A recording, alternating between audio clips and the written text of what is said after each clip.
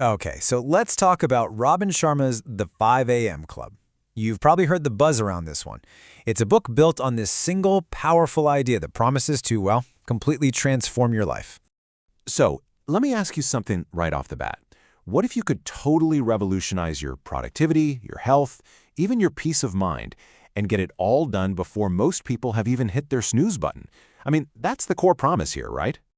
All right, so let's really get into it. The 5 a.m. Club. It's so much more than just dragging yourself out of bed when it's dark outside.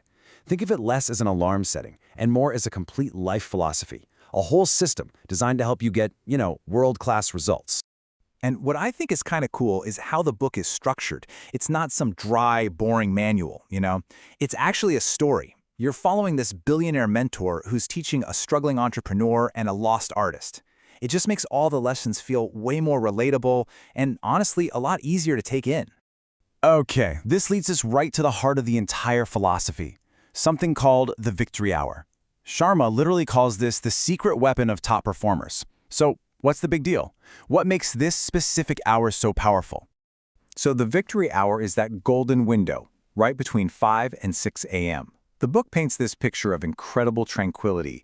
Your mind is clear, the world outside is quiet, and, this is huge, you are totally free from all those digital distractions, the pings, the notifications. It's like finding this perfect little pocket of deep focus in an otherwise crazy, distracted world. And this quote from Robin Sharma himself just nails it. Own your morning. Elevate your life. The idea is actually pretty simple, right? If you can take control of that first hour, you're basically setting the trajectory for your whole day. And if you do that every day, well, you're setting the trajectory for your life. Okay, that sounds great. But how do you actually do it? How do you use this victory hour? Well, that brings us to maybe the most practical part of the whole book, the 20-20-20 formula. It's a super simple, really actionable way to structure that first hour. It's exactly what it sounds like. You break down that 60-minute victory hour into 3 clean 20-minute blocks. The first block is move. The second is reflect. And the third is grow.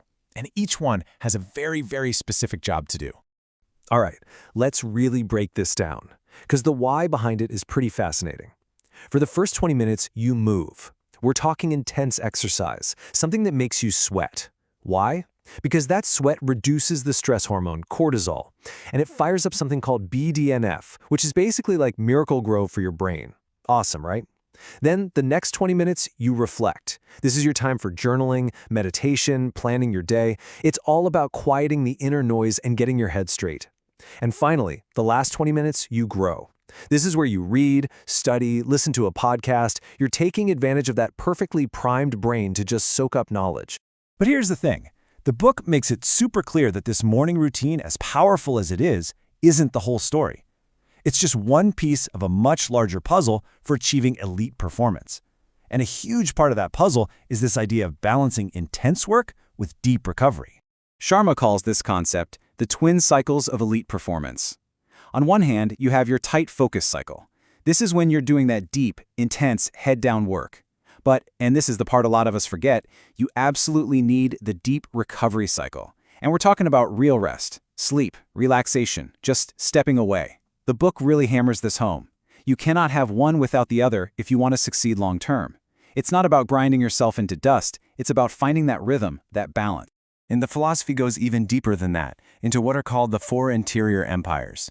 The whole idea is that to be truly successful, you've got to work on 4 key parts of yourself. There's your mindset, which is all about your thoughts, your heart set, which is your emotional health, your health set, your physical body and energy, and finally, your soul set, which is your connection to your purpose.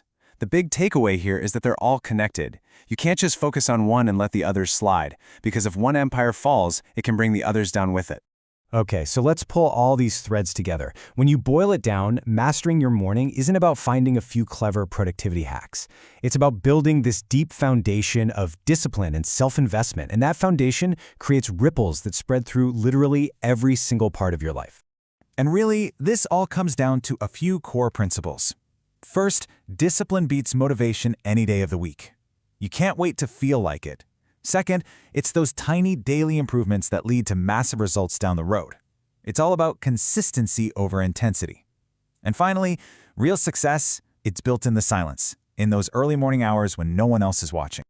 So if there's just one thing you remember from all this, let it be this. Greatness is not an accident, it is not luck. It is, according to this philosophy, the direct result of the habits you build and the choices you make. Starting, of course, every single morning. So I'll leave you with a question to chew on. If you actually did it, if you reclaimed that first hour of the day, that quiet, focused time that's just for you, what could you truly achieve with your victory hour?